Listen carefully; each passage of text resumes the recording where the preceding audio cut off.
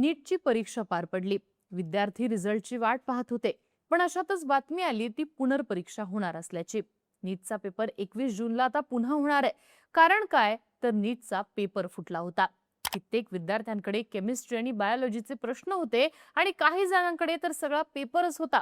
एका घटनेमुळे 22 लाख विद्यार्थ्यांचं भविष्य टांगणीला लागलंय. प्रकरण इतकं डीप आहे की सीबीआय कडनं देशभरात छापेमारीला सुरुवात झाली आहे. महाराष्ट्रात लातूरमध्ये एका क्लास चालकाची चौकशी झाली आहे. पुणे, पिंपरी चिंचवडमध्ये छापे पडले. इतकंच नाही तर नांदेडमध्ये सीबीआयनं एका कुटुंबाची चौकशी केली आहे. या कुटुंबानं आपल्या मुलीसाठी नीटचा पेपर विकत घेतल्याचा संशय आहे. पण हा पेपर काही एका कॉलेजमध्ये सेट होत नाही. ही काही एका राज्यातली परीक्षा नाहीये.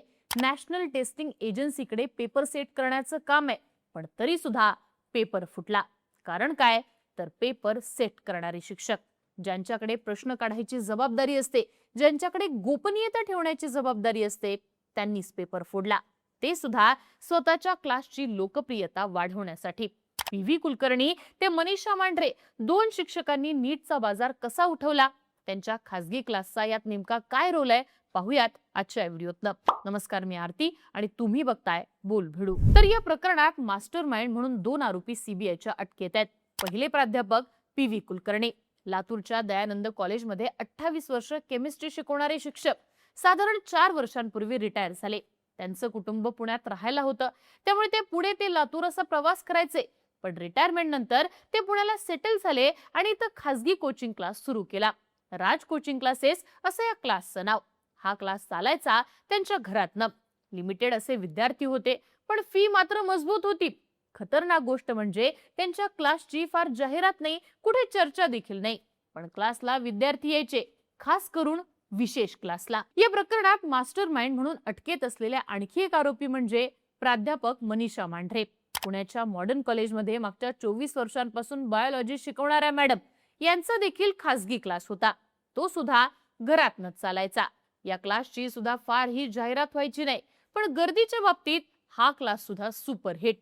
आता दोन सिंपल प्रश्न पडतात. जर क्लासची फार मोठी जाहिरातच नव्हती, तर पोरं यायची कशी?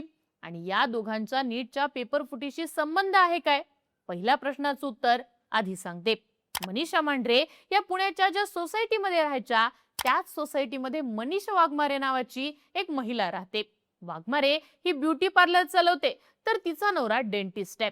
आता माध्यमांमध्ये असलेल्या बातम्यांनुसार डेंटिस्ट म्हणून काम करत असताना त्याची लिंक जोडली गेली पी.व्ही. कुलकर्णींसोबत. तर दुसऱ्या बाजूला एका सोसायटीमध्ये राहत असल्यानं मनीषा वाघमारेची लिंक ही मनीषा मांढरेंसोबत जोडली गेली. मनीषा वाघमारे या दोघांसाठी काम करायची. स्वतःचं ब्युटी पार्लर असल्याने तिचा अनेक पालकांशी कॉन्टॅक्ट होता. यातनच ती जाहिरात करायची. मांढरे आणि कुलकर्णींच्या क्लासची ही जाहिरात व्हायची. हे दोघं मोठे प्रोफेसर आहेत, खूप चांगलं शिकवतात. हा फॅक्टर तर असायचाच, पण तिच्या या स्कीम मध्ये आणखी एक गोष्ट असायची. हे जे प्रश्न सांगतील ते प्रश्न हमखास येतील. आणि याच जोरावर मांढरे आणि कुलकर्णींच्या फारशा फेमस नसणाऱ्या क्लासेसला पोरांची गर्दी व्हायची. आता राहिलेला दुसरा प्रश्न, या दोघांचा नीटच्या पेपर फुटीशी संबंध काय? तर कुलकर्णी केमिस्ट्रीचा प्राध्यापक आणि मांढरे बायोलॉजीची प्राध्यापक. दोघांनाही मोठा अनुभव आणि याच अनुभवाच्या जोरावर त्यांची निवड झाली एनटीए मध्ये, नीटचा पेपर सेट करणाऱ्या नॅशनल टेस्टिंग एजन्सीमध्ये. मागच्या काही वर्षांपासून त्यांच्याकडेच नीटचा पेपर सेट करण्याची जबाबदारी होती. अर्थात हे सगळं पेपर सेट करायचे नाही, तर प्रश्न काढायचे. पण यांच्याकडे पेपरचा ऍक्सेस होता. आता पेपर फोडण्यासाठी त्यांनी एक सोपी ट्रिक वापरली. जर सगळाच पेपर फुटला असता तर संशय हा वाढला असता. त्यामुळे हे दोघं आपल्या क्लास मधल्या मुलांना प्रश्न सांगायचे. आणि यासाठीची विशेष ट्रिक होती ती विशेष क्लासेसची. माध्यमांमध्ये असलेल्या बातम्यांनुसार एप्रिल महिन्याच्या शेवटच्या आठवड्यात, म्हणजेच नीटच्या परीक्षेला काही दिवस राहिलेले असताना, या दोघांनी आपल्या पुण्यातल्या घरी विशेष क्लास घेतले. काही तासांच्या या क्लाससाठी लाखो रुपये फी घेण्यात आली. अगदी निवडून निवडून विद्यार्थ्यांना प्रवेश देण्यात आला. या विशेष क्लाससाठी विद्यार्थ्यांना हिरण्याचं, त्यांच्या या पालकांना माहिती देण्याचं काम मनीषा वाघमारे करायची. या काही तासांसाठी होणाऱ्या क्लासमध्ये हे शिक्षक विद्यार्थ्यांना प्रश्न सांगायचे. कुलकर्णीने तर आपल्या क्लासमध्ये विद्यार्थ्यांना प्रश्न सांगितले, मग त्यांचे पर्याय सांगितले आणि सगळ्यात शेवटी त्यांची उत्तरं देखील सांगितली. नुसत्या सांगण्यावरती तो थांबला नाही, तर हेच प्रश्न त्याने पोरांना लिहून ठेवायला सांगितले. हेच प्रश्न त्याच पर्यायांसह नीटच्या पेपरमध्ये आले. आता हे सगळं कुलकर्णीने दोन गोष्टींसाठी केलं. एक अर्थातच पैसा आणि दुसरं म्हणजे त्याला त्याचा क्लास सुपरहिट करायचा होता. जर आपण सांगितलेले पर्याय आणि उत्तरासह विद्यार्थ्यांकडून पाठ करून घेतलेले प्रश्न नीट मध्ये येत असतील तर आपल्या क्लासची लोकप्रियता वाढेल. विशेष क्लाससाठी लाखो रुपये देऊन मुलं येतील आणि आपली स्कीम हिट होईल असा त्याचा अंदाज होता.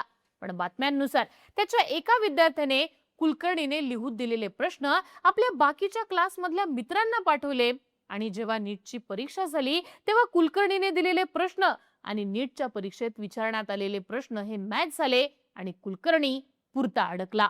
सीबीआयनं या प्रकरणात अहिल्यानगरच्या धनंजय लोखंडे याला अटक केली. लोखंडेने नीटचा पेपर नाशिकच्या शुभम खैरनारला पाठवला होता. शुभमनं तो राजस्थानला पाठवला. तिथनं तो हरियाणा आणि देशाच्या इतर भागांमध्ये पोहोचला. पण धनंजय लोखंडेला पेपर हा मनीषा वाघमारेने दिला असं बातम्यांमधनं सांगण्यात येते. त्यामुळे आता मनीषा वाघमारेला कुठल्या पेपर सेटरने पेपर दिला याचं कोडं तिच्या चौकशीतनं सुटणार आहे. मनीषा वाघमारे आणि धनंजय लोखंडे हे नीटचा पेपर झाला त्या दरम्यान सतत कॉन्टॅक्ट मध्ये होते. दोघांनी आपापसातले काही मेसेजेस डिलीट केल्याचं देखील सांगण्यात येते. बरं इतकंच नाही तर मनीषाच्या ब्युटी पार्लरला सेफ हाऊस असं नाव देण्यात आलं होतं, जिथं पेपर विकण्यासंदर्भात डील्स व्हायच्या. नीटच्या परीक्षेदरम्यान मनीषाच्या अकाउंटवरती 21 वेगवेगळ्या अकाउंट्सवरनं तब्बल 20 लाख रुपये जमा झाले होते. पण अर्थातच मनीषाकडे पेपर पोहोचत होता पेपर सेट करणाऱ्यांकडनंच, ज्यांच्यावरती विद्यार्थ्यांचं भविष्य घडवण्याची जबाबदारी होती आणि त्यांनीच पेपर फोडले स्वतःचे खासगी क्लास हिट करण्यासाठी. आता या प्रकरणात नाशिक, नांदेड आणि पुण्यातल्या काही क्लासेसची चौकशी होणार आहे असं देखील सांगण्यात येत आहे. आता या संपूर्ण प्रकरणात कुलकर्णी आणि मांढरेला न्यायालयानं प्रत्येकी 14 दिवसांची सीबीआय कोठडी सुनावली आहे. त्यांच्या चौकशीत अनेक धक्कादायक खुलासे होऊ शकतात. पण अशातच एक बातमी येते ती म्हणजे 9 जणांना अटक करणाऱ्या सीबीआयच्या रडारवर नॅशनल टेस्टिंग एजन्सी मधले 50 कर्मचारी असल्याची चर्चा आहे. आता जर त्यांच्या चौकशीत काही खुलासे झाले तर एक गोष्ट स्पष्ट होईल, हे पेपर लीक करण्यात ते विद्यार्थी आणि पालक यांच्यापर्यंत पोहोचवण्यात काम करणारे फक्त एजंट होते. खरा डाव त्यांनी केला ज्यांच्यावरती हे पेपर सेट करण्याची जबाबदारी होती.